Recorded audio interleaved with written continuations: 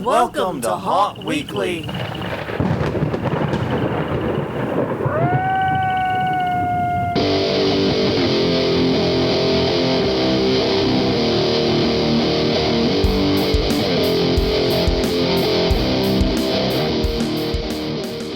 Hello, everyone. I'm Jonathan. I'm Crystal. And this is Haunt Weekly, a weekly podcast from the haunted attraction haunt entertainment community. Whether you're an actor, owner, or just plain aficionado, we aim to be a podcast for you, and we return to you once again. Happy Sunday. If you're joining us live, please feel free to leave a comment. And if you're catching us as it goes live on Monday, happy Monday to you. And no matter what day of the week you catch it, I hope it's been a good day for you. I hope it's been a good week. And I hope it went exactly as planned. No matter what day. Yeah. I hope you planned to listen to Haunt Weekly some that day, because that would be really cool if you did. Not a requirement, but it'd be cool if you did. But yes, this week we are talking about event planning and haunting, because we're going to be talking about how you fix things on the fly a lot. And it turns out it isn't just on the fly thinking. A lot of work goes into those on-the-fly solutions, right? Exactly. That's kind of the point. That's the end of the episode. Good night. No, wait. No, wait, that's not, is it? No, we have nowhere to go, don't we? But on that note, if this isn't your jam, you want to listen to something else haunted attraction related, we've got tons, 290 other episodes, in fact. You can find them at hauntweekly.com, Haunt Weekly on Twitter, Haunt Weekly on Facebook, youtube.com/hauntweekly is our YouTube channel. Please subscribe there, enable notifications, all that good stuff. Every single episode we have ever recorded is there. There are lists. You can easily access anything. If you want guest episodes, if you want news episodes, we got you covered there. You can also find us at iTunes, Google Play, and Stitcher, Spotify, Podbean, anywhere you get your podcast, basically. And as I mentioned earlier, Sundays, 8 p.m. Central, 9 p.m. Eastern. Come here, facebook.com/hauntweekly. Join us live. Be a part of the chat. Be a part of the conversation as it unfurls. Mm-hmm. All right. So on that note, first thing is first, the question of the week this week. Okay, what's the best on-the-fly solution you've used? What's something that went wrong and you had an answer for it? Yeah. Now I know what both of us are gonna think our joint is. Yeah. We mentioned it lower in the Yeah. So we're not gonna do that one for this. That one was a team effort. Yeah. And it was really good, and it's a really amazing save. And I think we've talked about it before in this podcast, but we're going to talk about it again a little bit lower. Yeah. So we're not going to talk about that one. Or we can just wait and answer the question of the week with the podcast. Yeah. So what is your best save the day on the fly moment? You know, I think one of the things that has gone really well for us is we've had situations where we have been short-staffed on actors at unreasonably last minute. Yes. And we have always found ways, even if it's literally just running to the bar at the end of the street and getting people we know there and trust there that we wouldn't necessarily have thought of for acting duty. Yeah. And some of them worked out great. Some of them worked out fine. As long as they aren't too tipsy. No, yeah. And that's when we the find only them. reason to not go to the bar. But, you know, sometimes we have to violate or bend to that rule a little bit. Yeah, I know that once we pulled someone out of line who had been here previous years and like the night before, even. Yeah, I think he'd been there the night before. I think literally he'd been there the night before and bringing his family through. It's like, hey, you want to come do this? You. Yeah. You want to act for a few hours? We'll get you home. Well, I will say a different story. Okay. Our big banner was torn by a storm, and the Superstorm Sandy. Yeah. It was Superstorm Sandy. Just to give you an idea how big that fucker was. Yeah. Yeah, it hit New Jersey and New York and shit. Yeah. But the front that came off of it swapped the path down the East Coast through New Orleans and gave us 30-mile-an-hour gusts. Yeah. That literally tore our banners days before the haunt was supposed to go live. I think, yeah. Yeah, or it might have been at the first night. Yeah, it was either day of or right before the first day. It was crazy. Yeah, so we got on Walgreens.com and printed out a paper banner for the other two nights. Yeah. And actually used it the next year, stapled to the side of the we queue eventually line. got new vinyl banners. Yeah. When money and time allowed us to. Yeah. But no, for that year we used a paper. That actually did not look that bad. It did not. Now, apparently we pissed off the people at the Walgreens Photo Center pretty rottenly. Well, an 8-foot banner, or was it 6? I think we did a 6 foot by 3. No, we did an 8 foot by 2 foot banner. It was Yeah. either 8 foot by 2 foot or 6 foot by 3 foot. I can't remember. Yeah, which. all We've done black both. and white. Yeah, and they have to use their large format printer, which they never use. Right. They almost never use that thing. Surprised they remember the training on it. I mean, it's got dust. It's in the corner of the goddamn the goddamn photo center. I mean, hey, Walgreens is a photo center. Yeah. You can start right there. But anyways, that was a fun one. Mm-hmm. Yeah, that's 2 good stories there. Yeah. Of rescuing the night with some quick thinking. Yeah. So anyways, we're talking about event planning for haunts. And, right. Well, Crystal's going to give some background why. So why don't we just jump into that? So my last week has been an event disaster pretty much, or close to it. So I've been thinking about the lessons learned from that and thinking, how many times we've had to step up to solve problems on the fly in the haunt, because a haunt is an event. Yeah. I mean, you are planning a large event, and if you haven't done that before, it's something that requires specific skills. Yeah, one way to think about a haunted attraction is, instead of just, hey, we're opening a business up and bringing customers in and through, we're putting on an event and inviting thousands of guests. Yeah. Yeah, and there is a reason that wedding planners get paid so much. It's because they know how to run events. Yeah, it's rough. Yeah. And it's a difficult task. And the thing about it is, you've got a lot of event planning experience in your various positions.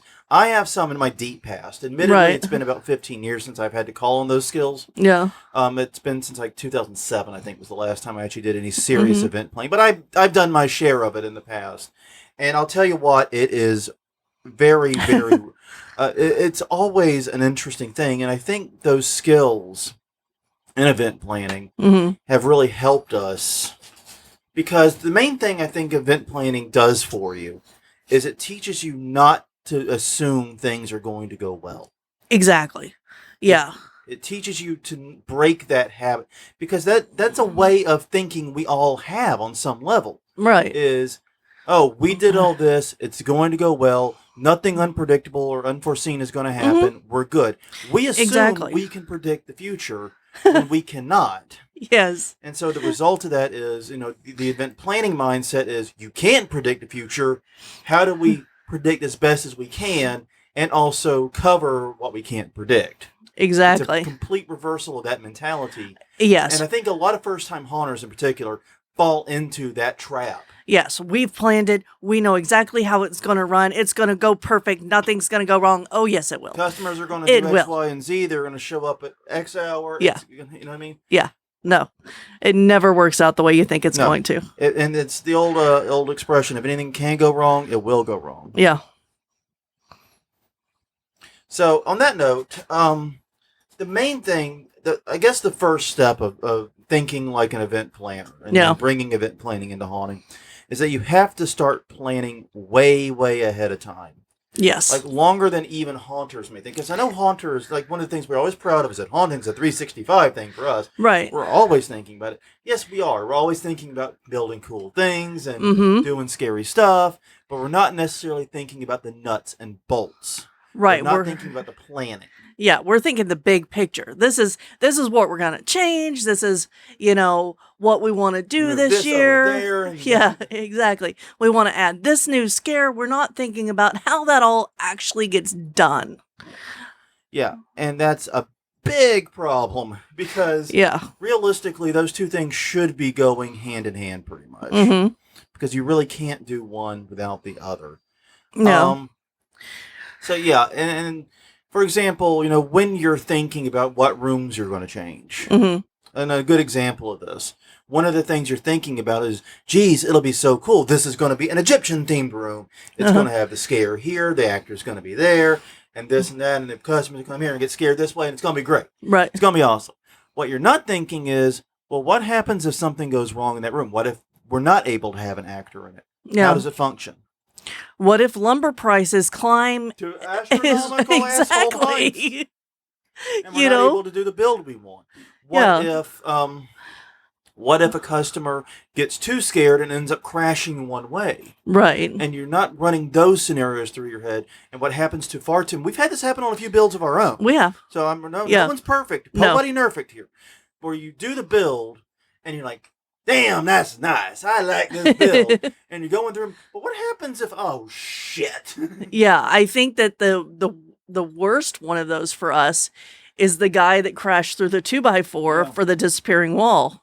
To be fair, I don't think any amount of event planning could have foreseen a Scooby-Doo attack on our wall. Exactly. We couldn't have foreseen that. We couldn't have foreseen the pandemic, and we couldn't have foreseen the rising cost of lumber and electronics prices this year.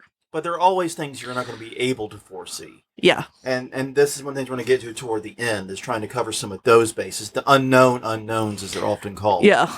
And the reason for that is because even though you can't necessarily plan for the unknown unknowns, you can know that there are things in a certain space you don't know and try to set yourself up for those on-the-fly great solutions. Yeah. You know what I mean? And this is on-the-fly solutions. Like I said, those don't happen on accident. No. You have to put yourself in a position where you get them. Yeah. So the first step of event planning, which we kind of discussed, is the pre-mortem. Yes. Which was a term I had not heard until super recently, so Crystal gets to explain it to earlier you all. today. Yeah. So the pre-mortem is get your team together and assume that the haunt has failed. Everything that could go wrong went wrong. What were those things that went wrong to make the haunt fail, and try to work backwards? You know, did the customers not show up? Did they not know where you were? Did you get rained out? Did a fire break out? You know, there's all these things that could happen. And it lets your team talk in a positive way about possible failures and examine them and come up with solutions. Yeah. That way you can be as prepared as possible when something goes wrong. And here, you can be talking about things to prevent that from happening. For exactly. example, you mentioned fire going out. Yes. Well, the first step there might be we're going to fireproof and fire retardant absolutely every goddamn, which you should do anyway, honestly. Yes. That's an obvious one. Fire extinguishers, a regular, there's even a fire extinguisher over Crystal's shoulder. Right. To show you how serious we take this stuff. Yeah. And all that stuff. So you can do all that stuff. It could be preventative in that you're trying to prevent this from even possibly happening. Right. Or it can be, okay, we can't necessarily prevent it, but here's the plan we put into action if it does happen. If we get rained out, for example.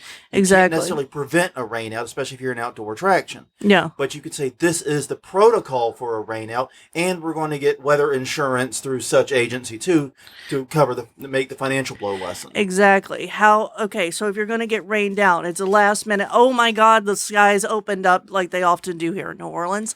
How do you get that message out to your customers? Because they're going to be the ones that are traveling to see you. And if you're an outdoor haunt, you're probably not in the city. Yeah. You know, exactly. There are a few here, but you've got it's still a trek. Who's going to do the post on social media? Yep. Who's going to email the known ticket holders if you have online ticketing? Yeah. Who is going to answer the phones and take care of any phone calls that come in? You know, who's the plan? What's the plan if there's a rain out? And that's just it. I've seen haunts that have rained out and had no plans. And we could not find out if they were rained out or not. Yeah, we couldn't find out if they were open or not. And since they were more than an hour away, we didn't go. Because that's you know, that would be a waste of time during haunt season. The key thing about the pre-mortem that is so important here is it has to be positive, like you said. Yeah. This is not about necessarily finding problems. Right. It's about finding solutions. Exactly. Yeah. You're trying to find either ways to prevent and make a problem impossible, or as impossible as you can. Right. Because someone can always set something to fire no matter how much fire retardant you use. Yeah. It's ultimately that's still a thing. But you can make it as impossible as possible. So it's either preventing the problem or finding a plan to put into place should it happen and there was no way to prevent it. Right. And it's also, you know, you get to talk about the things. How do you continue if you don't meet your marks? If you don't meet your goals for getting those customers in and getting those dollars, how do you continue the next year? Yeah. You know, those types of things can also go into this meeting. And this both pulls on things from past experience, Yes, and future anticipation too. yes. And if you're a first-time haunter, look at look at the news episodes we've done and see what's gone wrong at haunts. I think that's something that every haunt should be thinking about this year is putting in place a plan if a shooting occurs. I didn't think I would ever have to say that, but we had several last year at haunts, and now I think everybody should have a protocol. I agree 100%. I think there needs to be some kind of protocol. We're looking at the possibility this year, for the first time ever, having a police presence at our haunt. Yeah. I'm not thrilled about it. No. For a lot of reasons. And one of them, knowing the average person that comes to our haunt may not be comfortable around police. Right. But I also don't really see much option. Yeah. We're gonna. That's something that we've got to do in our pre-mortem. We've got to talk about how are we doing it. And so that's one of the things we're talking about. We haven't really gone far enough down this path ourselves. But, I encourage every haunt to have that plan because you're going to need it. Yeah, unfortunately. And with any successful event, communication is going to be key. It's going to be the key, actually. Yes, exactly. Not only during pre-mortems and the other parts of it that we'll get into, but also with vendors, emergency services, staff, electricians, delivery service, everything. You've got to have a communication system in place. And that means you need one communication hub, one person that has everybody's contacts, and then you have to have backups. And the backups don't have to be the same people for everything. No. Like if somebody knows electronics better and has the deal, then the communications hub has that, and the electronics guru that's in your group would have that vendor contact also. You may have an owner that has a complete actor list and actor contact, right. But the actor manager might be the one who's the more direct contact in an event of some kind of problem. Exactly. Yeah, and this actually came up in this last week where something was canceled, and I apparently was the only one with the contact information, but I didn't know that, so I got called on my day off, because I thought that we'd all shared everything. But so that's why it's important is to make sure that if somebody is not available for some reason, then you've got a backup that person can contact. Basically, what it amounts to is this. Is two people should have access to every bit of contact information in your haunt. And every contact you have should have two people they can contact at your haunt. Exactly. At least. That's a minimum. Yeah. Because if there's one point of contact either direction, that causes problems. Because that's a point of failure. It's a point of failure, and it will be a point of failure. Going back to a situation for a haunt, imagine if your person who was doing the food for the haunt. You were doing like food supplies, either like a food truck or you were just feeding your staff. What if they had to cancel the order last minute, but the only contact information was someone that wasn't there that week or was out sick or otherwise just didn't get the memo? Yeah, or you get a new actor and they have a food allergy and you hadn't had food allergies before. How does that actor get to the actor manager, and how does that actor manager get to the food services person? And then that person relay it to the actual provider of the catering. Yeah. But if you don't have 2 points of contact both directions, it's eligible. That's a line of communication that can be cut instantly. Yeah. And in times of crisis and in times of challenge, those lines of communication have to stay open. It's not an option. Exactly. So one thing to consider is having a repository of information that can be accessed by others. Yes. For example, a database. If you use something like Microsoft Teams or Slack, you can have repositories in there of this type of data. But having a repository of data that can be accessed by others, but having people that are responsible for certain tasks and people that are responsible as backup. And that is important, because if it's everyone's job, it's nobody's job. You cannot have anything in your staff be, especially in a crisis situation, be everybody's job. It's everybody's job to get the customers out of the haunt. No, it's not. No. It's that person's job. Yes, it's Mike's job. It's exactly. It's Alicia's job. It's someone's job. More than once, I have been appointed as the fire person for the office. That means that if the fire alarm goes off, I have to go around to all the offices and check that everybody's out before I can leave. But you'll notice the statement isn't, oh, everybody just make sure other people get out of the office. Nope. Nope. What that means is everybody's going to get their own shit out and nobody's going to check on anything. Exactly. What if somebody got smoke inhalation and passed out or something? Yeah, but if it's Crystal's job to do that, suddenly now there is a person with a designated role that has to go around room to room and get people out. And this is much like in first aid. They teach you that if you're performing CPR, one of the first things you do is you point to someone and say, you call 911. You call emergency services. Yeah. And you put that job on some specific person. Exactly. That just happens to be nearby and accessible. And the reason for that is it makes them their job. There was a tragic incident many years ago that was studied by a psychiatrist and sociologist. Right. In which basically a victim of a brutal attack ran up to a door of an apartment building. There was a locked door of an apartment building. And was banging on it loudly to get help at like 2 a.m. There were a dozen units in that building. All of them woke up. All of them heard her screaming. And all of them knew that she was in dire straits, but no one called 911. 911 was not called by a single one because every single unit assumed someone else already had. Yeah. It was everybody's job. Therefore, it was nobody's job. Yeah. And that's just something to be thinking about here. You need a person that's front of line, a person that's backup. Right. And if you can have a secondary backup, that's even better. But yeah, I don't know how depends on how deep the roster is and how that goes. Right. Yeah. I mean, we talk about zone managers a lot. Yeah. Is their job only to make sure that the actors are doing what they're supposed to be doing and getting them in place, or is it things like this too? Yeah, they have to have crisis duties as well. Yeah. Yeah. So you really want to formulate that into your plan, because things are gonna happen. Yeah. Even if it's as simple as somebody lost their glasses or a shoe or God knows what else that we found. That's actually a really good analogy in a way. We talk a lot about the desperate situations, like someone has a heart attack or someone has a bad fall and is hurt. But no, I mean let's simplify it to something every haunt has encountered. Yeah. Oh Jesus, my shoe fell off. It fell off somewhere in the swamp scene. Yeah. Of the haunt. What do? Well, you have to have a person whose job it is to locate said shoe. Yeah.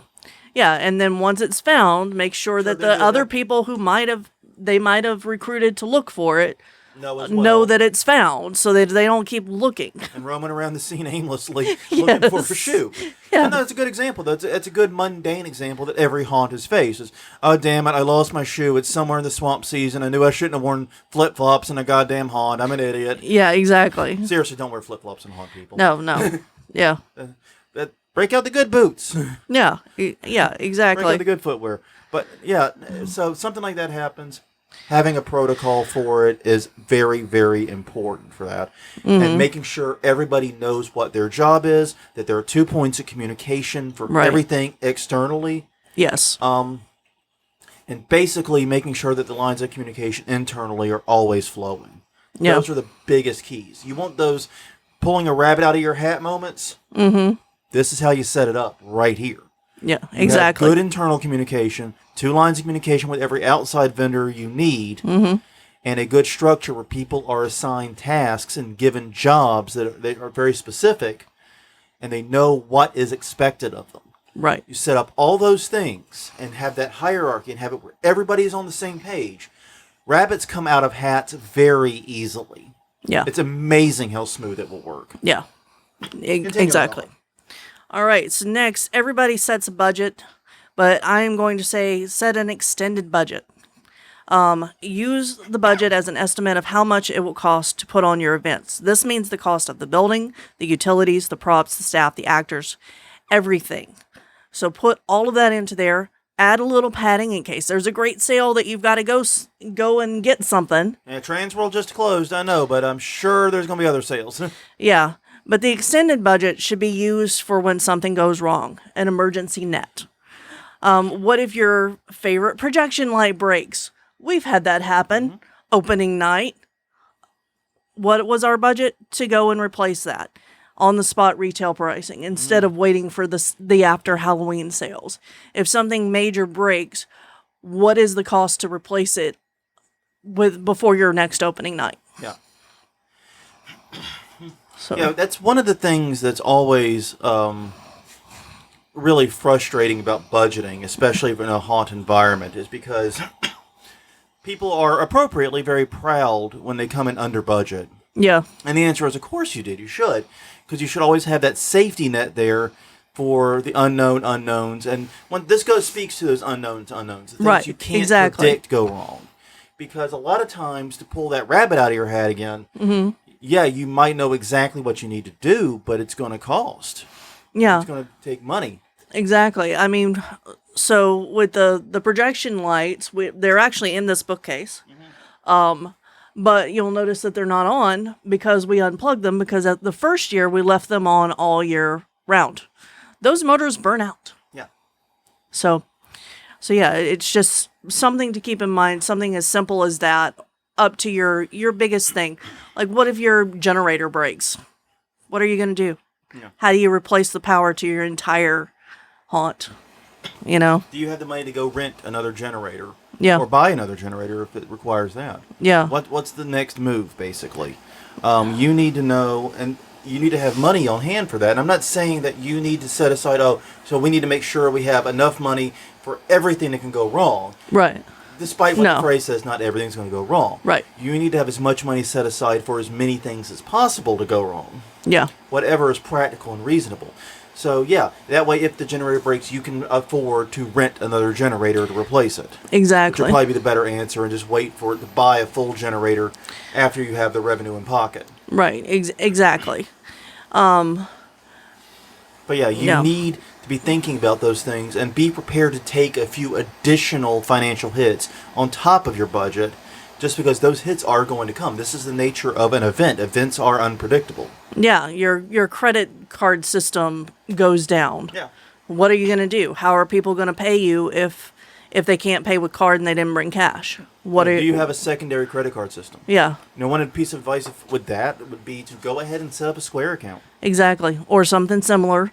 Square where or Stripe or something like that. Clover. Even if you don't want to use it, as your primary Yeah. for whatever reason, if it's not, your thing, Yeah, set it up as a backup. exactly. Because those little pocket card readers that they have Yeah. can be a lifesaver if your main POS system goes down.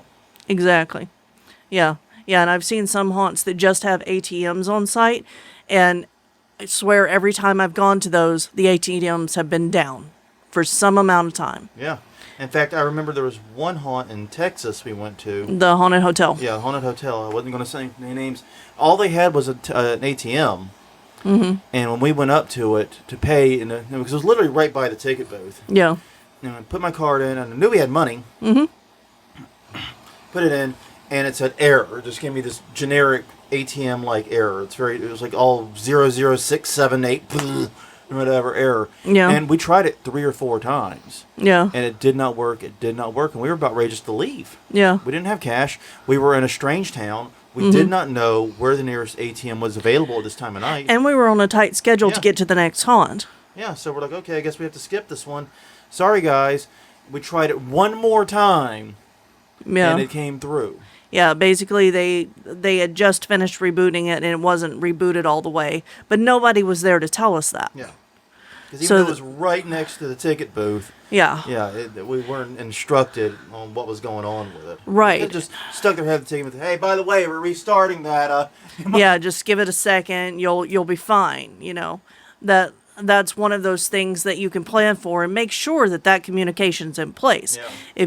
If your stuff goes down, tell the people in line, tell the people going through your haunt, And have a person assigned to that task. Yes, exactly. Whose job is it to let the customers know that the POS system is being rebooted or whatever? Yeah, is it in the entire ticket booth? No, it should be one person. And that's one thing that we're going to harp on. Yeah. And I think that's really like one of the 3 cruxes of this is, making sure to assign people tasks so they know what they have to do. Yeah. Making sure that you have those lines of communications and duplicates of those lines of communications open. And basically doing a pre-mortem and trying to have plans for as many things as possible. Yeah. Those three things are really the pillars of this. Yeah, and Ellie did mention Venmo or Cash App Yeah. too, if you're able to take that. So Yeah, that's a great one too. So yeah, realistically, there is absolutely no reason you shouldn't be able to accept credit card at a haunt, no. as long as there is any internet access, and by that I include cell. Yeah, exactly. I really, really do. Mm-hmm. But you might have to make plans for what happens if your primary internet goes down. Yeah. You have a secondary way. Right. Well, with cellular, you probably do, Mm-hmm. but how do you switch back over to it? Yeah. Do you have hotspot? Do you have, you know what I mean? You Right. be thinking about these things. Yeah. Because we have rock solid internet. I trust our internet above just about all else. It's been having some issues lately. a couple, but actually it's been pretty good the past week or so. It Yeah. seems to have sorted itself. But I'll tell you what, if we were accepting debit card for the haunt and required it for POS, you're absolutely right. I have a backup hotspot that could work Yep. to keep the POS system online if our internet went out. Exactly. All right. So next up is make a Gantt chart. Okay. So I think you've worked probably more with Gantt charts than I so. have. Because I also did project management, which Right. is where Gantt charts get more common use. Mm-hmm. But basically, it's a project projection tool that takes a look at the milestones you have to hit and sort of puts them in the correct order that they have to be hit. Right. There's A, then B, then C, then D, then E, whatever it is down the line.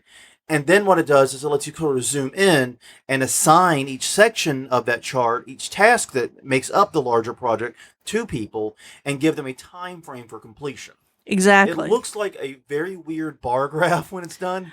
It does. Or a waterfall, as they call it sometimes, a waterfall. Yeah, bar depending graph. on which way it's going. Yeah. I've seen it going both horizontally and vertically. But yeah, I mean, Gantt charts are great. I love these things.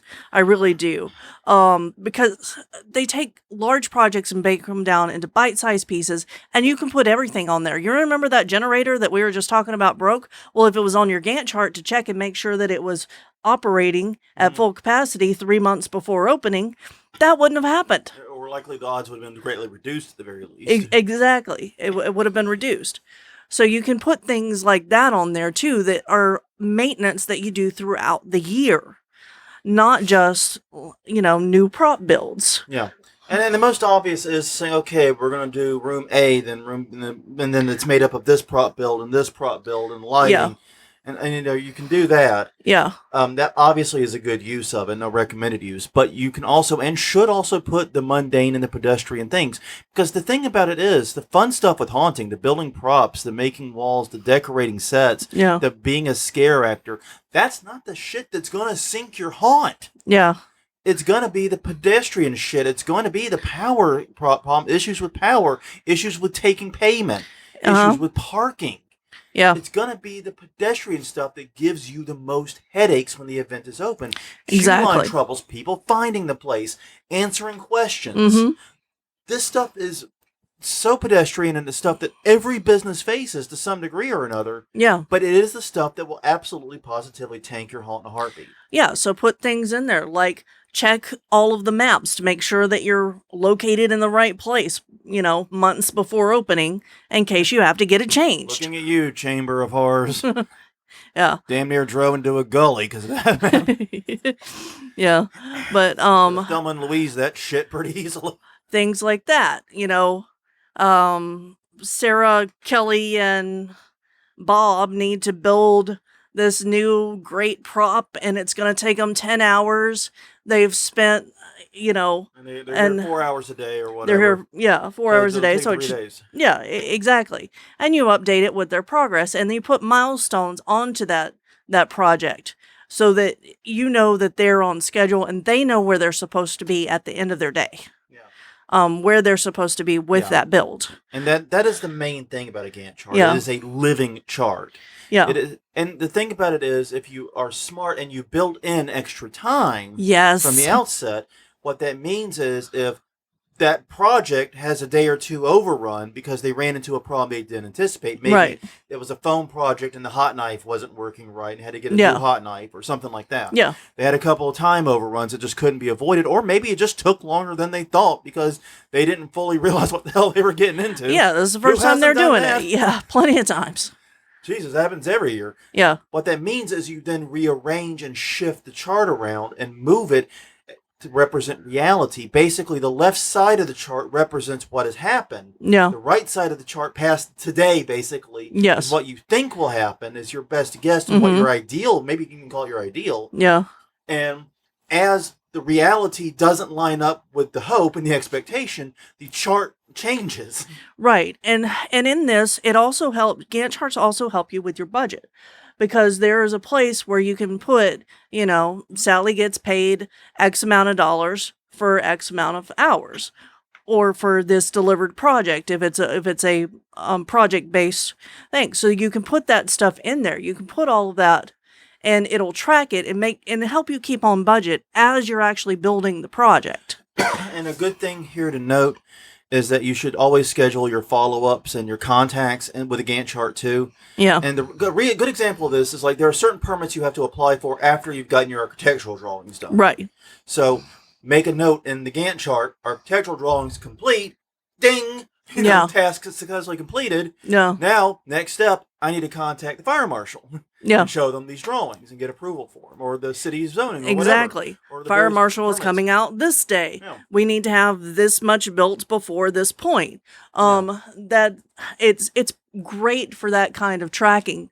And you can even put things like day before opening.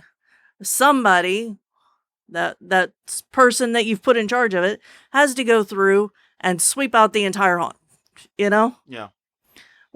We usually assign the first person on scene to do that. Yeah, the for first us. person usually the first person that doesn't require much makeup or any effect. Yeah, because I do it the night before. Basically, but the first pair of idle hands when we're opening up that I can grab. It's a broom and gets to sweep out the haunt one last time. And the main thing there is we're just trying to pick up any last minute screws and any dirt we may have tracked in the last minute builds. Yeah, and honestly, I would put a manager level person in charge of this. Yeah. At least for the last sweep out. Yeah. Just to make sure. So anyways. Yeah. But if you've never done a Gantt chart before, and I know a lot of you probably haven't. Gantt, by the way. Gantt. It's a capital Gantt. It's named after a dude. Yes. But if you've never done a Gantt chart before, have no fear. There's a lot of great solutions to get you started, and they all actually have pretty cool tutorials to help you introduce to the concept. Microsoft Project is the big name here. Mm-hmm. And if you have a Microsoft 365 subscription, which I know many of you likely do, because that gives you the Word, Excel, PowerPoint, blah, blah, blah, blah, blah, OneNote, Teams, all that stuff, then it's only I think it's a $10 per month add-on.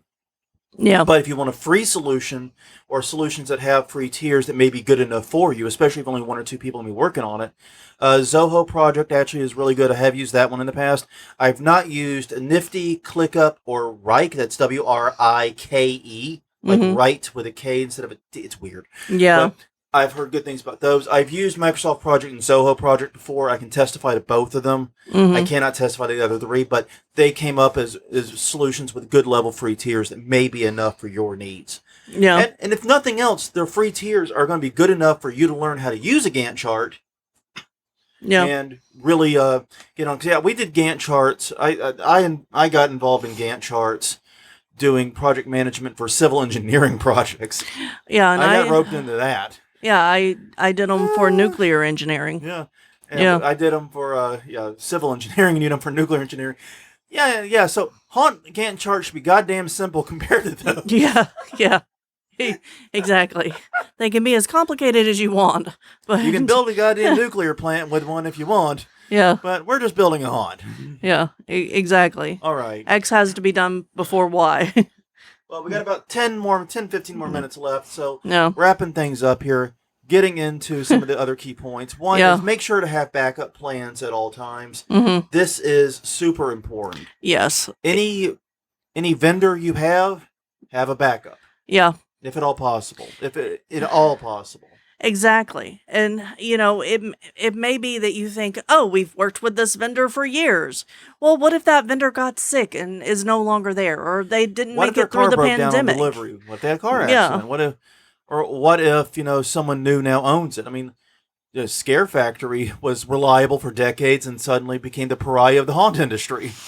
Yeah. We're not getting. That's next week. That is next That's week. next week. I'm That jumping is it. next week. You are jumping a little bit. Jumping the gun here. Yeah. But shit changes is the point. It does. And I mean, I've had to coordinate buying computers over in Africa and had problems getting vendors to respond to me.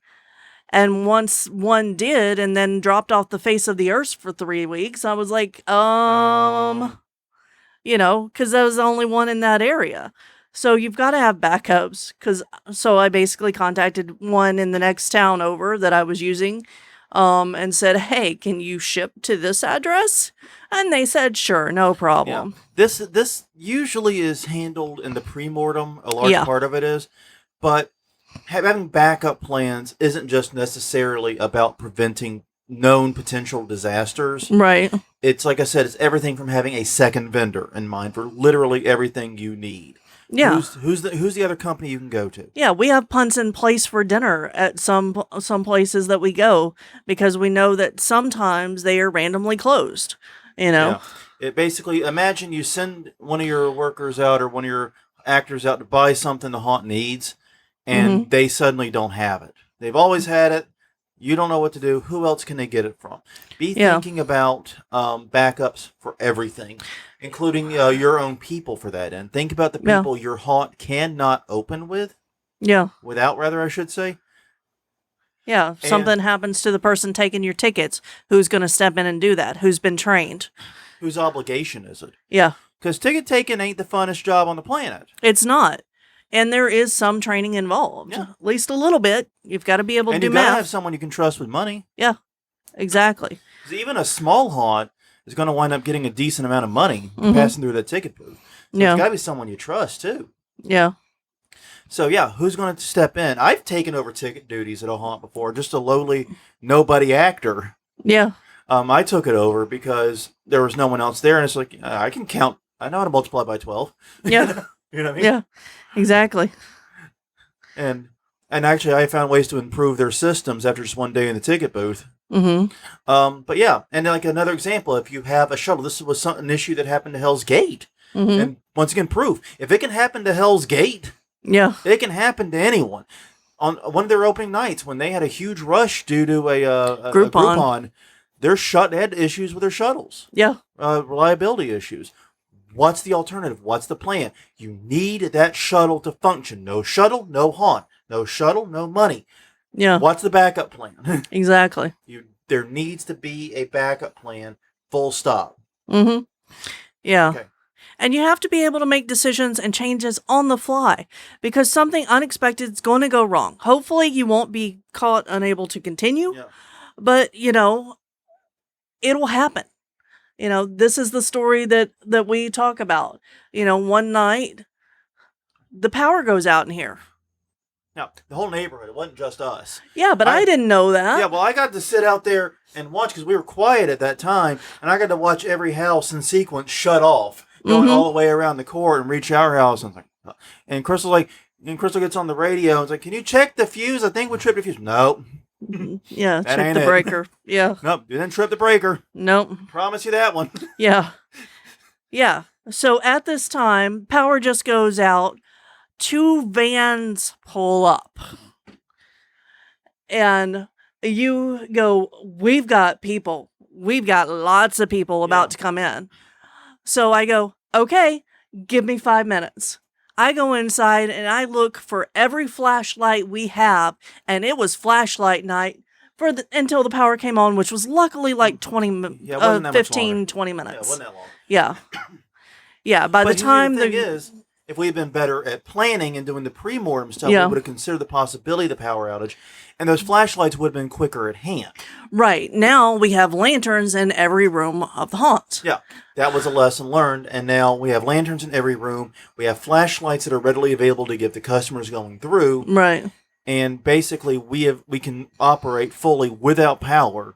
It's not going to be the same, obviously, but we can operate at about 90% capacity with flashlights. Yeah. Some prefer it. I mean, some love flashlight nights. I'm not big on them. Yeah, I mean, the only thing that we couldn't turn back on was the sound because we did not have battery operated at that point.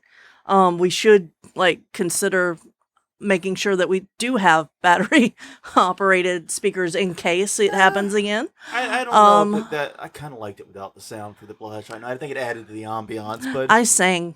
yeah, see, that was a replacement of the sound system.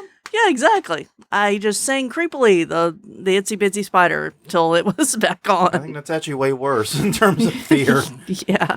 So yeah, but yeah, basically though is one of the things is this though, you have to do a little self-evaluation here. Yeah, exactly. How good are you at thinking on your feet when you're faced with an unexpected and stressful situation? Yeah. Personally, I'm pretty good. Yeah. And Crystal's pretty good too. Yeah, you are definitely a man of action. We both are people that, in general, think pretty quickly on our feet. And that's something I think we both do well. But not a lot of people do that. My dad, for the most part, was a planner. And if things went apart from the plan, he struggled. Yeah. He would get sandbagged by it. And his thinking and his processing would slow down. So you need to consider that you may need to appoint someone else to come up with the actions in an emergency situation like that. Yeah. You need to point to someone else and say, you're the person that figures out how to get us out of this jam. Yeah, exactly. And, just be honest with yourself. I'm working with someone right now that is not good at this, and I don't think they realize it. No. So, it's going to cause problems if you can't be honest with yourself and hire someone who can respond effectively. Yeah. Yeah. But basically, the thing is this: you're investing a lot of time and energy into plans, into planning, and that is both planning your primary plan, your backup plans, your backup plans in some cases. You're investing a lot of energy into that. Just because you put a lot of time and perhaps money and thought into it does not mean they are the gospel. Right. You have to be willing and able to quickly ditch them and come up with a new plan on the fly. But if you did the planning right, the pieces to come up with that plan should be right at hand. Yeah. Oh, that rhymed. Yeah, exactly. All right. A few more odds and ends to go through. Yeah, plan for melt. Even with small events, there's going to be people who say they're going to be there every night and just can't show up. Life happens. Cars break down. Jobs require them to stay late. Exactly. I mean, for the event we just ran, we were supposed to have 9 people who were working it. We wound up with 7 because 2 of them got summer jobs, right before it started. So then we had to rearrange the entire plan. So most event planners plan for 10 to 20% melt. 20% is if you're a huge event. And this melt is on both sides. It includes both the people you hire and recruit to work with you and the people who attend. Yeah, exactly. And basically what this means is if you pre-sell, we'll say 1,000 tickets to your hall, just because I'm working with easy numbers. Yeah. Assume 900 of those people will be there. 900 to 800 of those people will be there. And if you need 100 people to work your hall, and if that's the number of bodies you need, you'd better probably appoint 120. Yeah. So that way, those that don't show don't cause you to have holes. And like we talked about before in design, that you have places to stick any extra actors you have. Exactly. Yeah, it's always great if you get more than what's expected after your expectations are lowered by predicting that some people aren't going to show up. No. Now, the problem with melt is the smaller you are, the harder it gets to predict because you don't have a large enough sample size. Right. If you only have 12 people, you could need anywhere, if you need 12 people, you could need anywhere from 20 to actually just 12. Yeah. Because 12 is a small enough number that you literally could get 0% melt. It's entirely possible. Especially if you've been working with that same small crew for years. But yeah. That is possible. Melt is something that's going to happen. Mm-hmm. Be mindful of it. Be cognizant of it. And yeah, basically just yeah, and be kind to yourself. Whenever customers say that they're definitely going to come and then they don't. Yeah. Because it's not your fault. They don't hate you. They just had something else come up. Yeah, and until the ticket is sold, don't count on them being there, but also don't count on being there if the ticket is sold. Yeah, exactly. Because if they pre-buy the ticket, any number of things could have happened that caused them to ditch that ticket and want to do something else that evening. Yeah, we've bought tickets to something here locally and then got, things went sideways because of parades. We couldn't get around the freaking floats. Yeah. So things happen. So just understand that's a problem. Yeah. We mentioned this earlier, though. Do make a plan to plan out your post-engagement communication with customers. How are you going to do follow-ups? How are you going to talk to them? How are you going to get their thoughts and feelings, their feedback? Plan all of that. Because there may have been pain points you didn't see or couldn't see. Yeah. That you just need to hear directly from the customers. And these are unknown unknowns of the worst kind, because these are things that can sink your haunt and you'll never really know why. Yeah, exactly. And, there are some groups that are inclusive to their community. And if word gets out that they had a bad experience at your haunt, then that may not reach you, but it's going to reach them. Yeah. So be sure to know what you're planning on, to get in touch with your customers to see how they liked it, you know? And this goes with the ongoing thing we've been talking about tracking your customers, knowing their ages, getting that customer data. Right. And this is one of the reasons why I really love that app from Zombie Army, the ghost hunting app. It's one of the things it kind of solves. Yeah, it exactly. encourages a significant portion, probably more than you could ever reasonably survey yourself, to sign up and give details. Yeah. That's just so cool. Yeah, make sure that whenever you're planning your nights that you're open, that you put in the breaks for the actors. We've seen this cause extremely long lines when it wasn't planned for. So make sure those breaks are in there. Nobody can just go all night. Yeah. Touch base with your managers to make sure that there are no issues that have arisen in those break times. Use that break time wisely. Touch base with everybody and every part, or at least with every part of the haunt, to make sure that things are running as smoothly as possible and that there's no problems. All right. Okay. And basically, when the haunt is over, when you're end of a season, I know most haunts like to take November and December off if they're not doing a Christmas show. Yeah. And I don't blame them. But do a post-mortem with lessons learned. And this is something we actually often do ourselves at the bar. Yeah. Halloween night. We'll sit around, and after we tell all our favorite stories and all the fun we had, we'll go, okay, what didn't go as well as we wanted? Yeah. Where can we improve next year? What can we improve? Last time we were open, one of the lessons learned was that Crystal needs to make trees that stand up. Because there was a tree that came over during show, and I didn't get the word not to let people in fast enough, and Matt had to hold it up and let people go underneath, like do a sexy pose with a tree. Yeah, things like that. So that's a construction thing we got to address. Yeah. And things like that are going to happen. That's going to happen at any haunt. But just a few moments at the end of every night, but especially the last night. Right.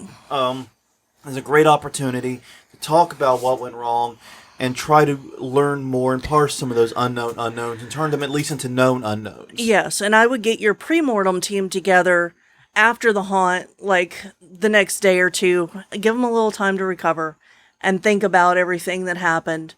Think about their pieces of how it went and, and do a separate meeting just with them. Yeah. So yeah, and basically the point of all this is just to treat a haunt like an event, because it is an event. It is not just a thing you build and have actors, staff. It is an honest to God event. It is not much different than like a large party or a buffet event or a charity event or a conference. Yeah, and that you're inviting thousands of people into your space to do a thing. Yeah, and do a shared activity. And because of the unpredictable nature of life, the universe, and everything, stuff's going to go wrong. And event planners have a lot of great lessons from that, in terms of how to recover from those things that go wrong. And just assume something is going to not go to plan. And every year, when the first thing goes wrong, and I do mean the first thing, I always say the exact same goddamn thing. Well, if that's the only thing that goes wrong this year, it's a good year. Yeah. And it's never the only goddamn thing that goes wrong. But it still would be a good year if only that went wrong. Yeah. Yeah. Well, and this can also be, when you're planning events throughout the year with your actors or open nights that aren't, during season. Keep these tips in mind. Yeah. Well, on that note, everyone, I think we've reached the end. We We're out have. of time anyways. The chat's been quiet this week, honestly. I think people are coming back from MHC. Yeah, I think a lot of our group is at MHC right now from the looks of it. I know, in fact, I've seen that at least a few of them have been delayed getting back. Brett Hayes, for example, who often joins us in chat, is stranded at an airport. Oh, no. Brett, wishing you the best of luck, man. Yeah. And I've been also thinking of you, Maximus, after your ordeal. I mean, what the heck? Hell. Yeah. Someone just apparently walked up and shot him with a BB gun? They were It was a drive-by BB BB gun gun shooting. Yes. Who the fuck does that? I don't know. Anyway, I mean, I'm glad he's okay. Yeah. And it's still an ordeal, man. Thinking of you, thinking of all our friends at MHC. Hope you had a good time. Hope it was great. And definitely come by and join us next week and tell us how awesome it was in the chat. Let us know how jealous we should be. How's that? That sounds great. On that note, everyone, thank you very much for spending the past 50 to 60 minutes with us. We greatly appreciate your time. Hope you learned something. Hope maybe you're thinking about planning your haunt a little differently. Because I know this has changed some of the way I look at my planning the haunt for me. Yeah. And the thing is, it's kind of weird because I have done event planning before and you have too, but neither of us really put two and two together until sort of recently that we needed to bring some of that in. Right. So hopefully this will improve our haunt planning moving forward. If you want to see or listen to more Haunt Weekly, check us out. We're hauntweekly.com, Haunt Weekly on Twitter, Haunt Weekly on Facebook, youtube.com/Haunt Weekly is the YouTube channel. Everything's there. 291 episodes now are there. Check them out. It's a lot of fun. Find one that suits your needs and go crazy. Subscribe if you can. You can also find us on Spotify, Google Play, iTunes, Stitcher, wherever you get your podcasts from. And join us for every Sunday. I do it now. Join us every Sunday, 8 p.m. Central, 9 p.m. Eastern, right here, facebook.com/HauntWeekly. We're doing it live. Join us, be a part of the chat, and basically get your opinions here in the actual show itself. Be a part of the show, basically. Until next time, I'm Jonathan. I'm Crystal. And this has been episode 291 of Haunt Weekly, talking about event planning for haunters. Next week's episode 292. And that means it's time to do the news. We will see you all next week.